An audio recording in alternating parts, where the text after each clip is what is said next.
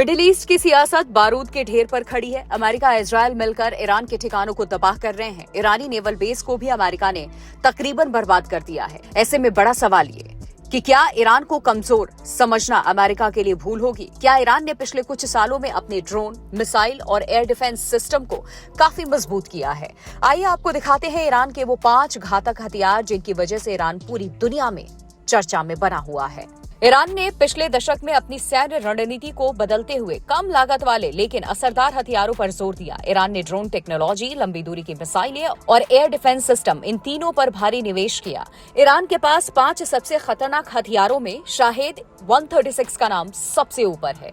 Shahed 136 kamikaze drone Iran का सबसे खतरनाक हथियार माना जाता है, जिसे सुसाइड ड्रोन कहा जाता है। ये एक बार लॉन्च होने के बाद सीधे अपने लक्ष्य से टकराकर विस्फोट करता है। शाहेद 136 एक सुसाइड ड्रोन है जिसकी रेंज 2000 से 2500 किलोमीटर है। इसकी गति 185 किलोमीटर प्रति घंटा है, जिसमें 30 से 50 किलोग्राम विस्फोटक ले जाने की क्षमता है। इस ड्रोन की सबसे बड़ी ताकत है इसकी कम कीमत। रिपोर्ट्स के मुताबिक एक ड्रोन की कीमत 20 से 25 हजार डॉलर के बीच है। 2022 में रशिया यूक्रेन वॉर के दौरान रूस ने इसे बड़े पैमाने पर इस्तेमाल किया। इसके बाद दुनिया ने इसकी मारक क्षमता देखी।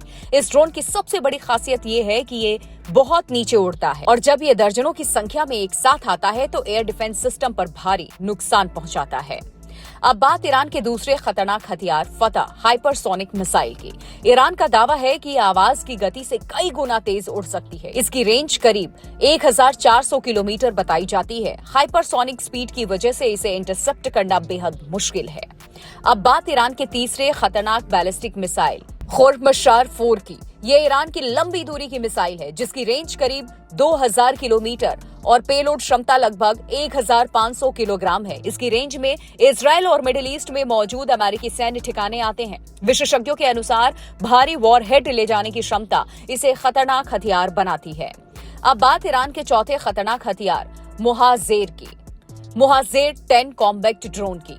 ईरान का नया एडवांस ड्रोन मोहाजेर 10 24 घंटे तक हवा में रह सकता है। इसकी रेंज लगभग 2000 किलोमीटर और पेलोड क्षमता करीब 300 किलोग्राम है। ये निगरानी और हमला दोनों मिशन को बखूबी अंजाम तक पहुंचा सकता है, यानी एक ही प्लेटफॉर्म से खुफिया जानकारी और स्ट्राइक क्षमता।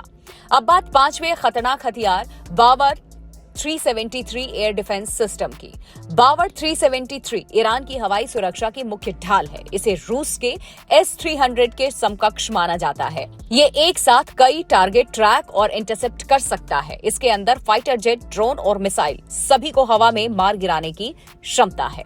मिडिल ईस्ट में बढ़ते तनाव के बीच ईरान की सैन्य ताकत को हल्के में नहीं लिया जा सकता। ड्रोन युद्ध की नई रणनीति हो, हाइपरसोनिक मिसाइल की रफ्तार या मजबूत एयर डिफेंस, अगर हालात और बिगड़ते हैं तो इसका असर सिर्फ मिडिल ईस्ट तक सीमित नहीं रहेगा बल्कि पूरी दुनिया पर पड़ेगा।